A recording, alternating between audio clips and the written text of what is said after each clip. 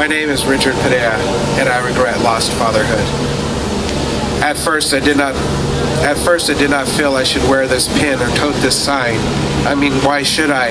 I didn't have the abortion. I didn't tell her to have one. I wanted to have a baby. I was told that she had a miscarriage. My baby was gone. 4 years later, the truth came out, and she had made a choice, and she chose death. I was lied to. I felt betrayed. I was torn. How could I love this woman who killed my baby? The truth was, I couldn't. We tried to make it work, but every time we fought, I would call her names like baby killer or murderer. Our relationship ended. I withdrew from life and I became depressed. 1 year later, I attended a Rachel's Vineyard retreat, and through that retreat, God showed me love, compassion, and forgiveness. And most importantly, I realized I too had a role in this. I got her pregnant out of wedlock.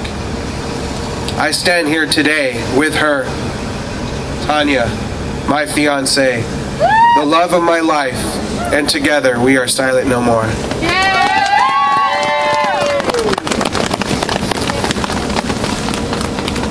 I am Tanya. I live in Arizona, and I chose death. I can still hear the loud vacuuming noise, feeling the intense sucking and pulling each time the masked person stuck their gruesome instrument of death in me, ripping out my baby's body and soul.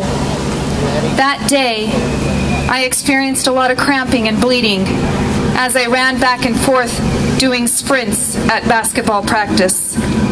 I was only 16 when I had my first abortion. I had 2 more abortions after that, each time becoming more and more numb. I was in complete denial for what I had done. Emotionally, I was suffering from the massive guilt buried inside me. I was living a lie, dishonest to myself and the people around me. My behavior was reckless.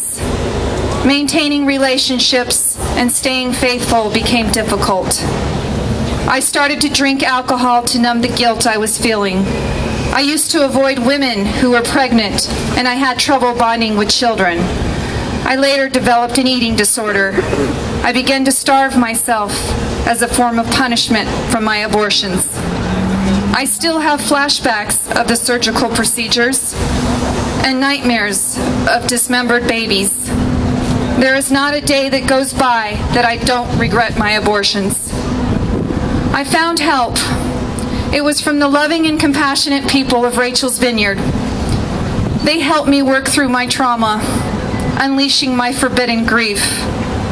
I was finally able to mourn the loss of my children and be at peace with myself, forgiven and set free. It is through this ministry that I stand here today to share my story. I want to help others who are contemplating abortion, and that is why I am silent no more.